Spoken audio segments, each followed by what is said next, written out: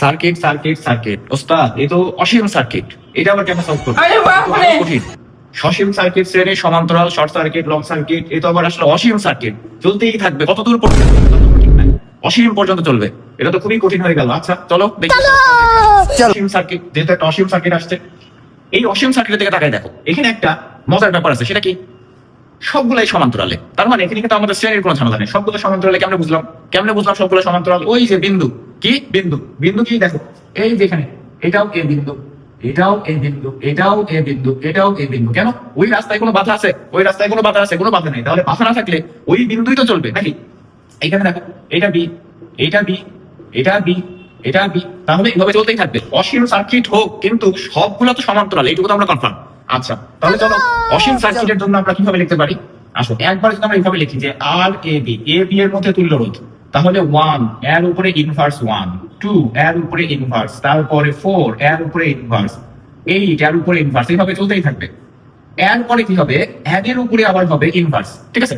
ওই যে অসীম, আমরা ওইখানে অসীম নিলাম, সমস্যা কি? কোনো সমস্যা নাই। তাহলে এবার দেখো, এটাকে আমরা এইভাবে লিখতে পারি কিনা? 1 প্লাস 1/2 1/4 প্লাস 1/8, এইরকম ডট ডট দিয়ে চলতেই থাকবে। ঠিক আছে? এবার কি করবা?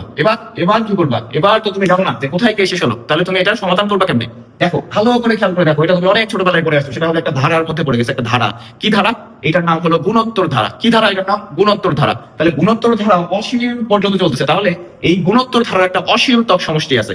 এই অসীমতক সমষ্টি সূত্র কি মনে আছে? বলতো, গুণোত্তর ধারার অসীমতক সমষ্টি সূত্র কি ছিল? এই যে এইটা, এই যে এই সূত্রটা, অসীমতক সমষ্টি। এ মানে কি? এ মানে হলো প্রথম পদ।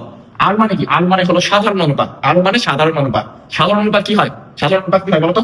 দ্বিতীয়টা ভাগ প্রথমটা, যে মানটা পাওয়া যাবে, তৃতীয়টা ভাগ দ্বিতীয়টা, ওই একই মান পাওয়া যাবে।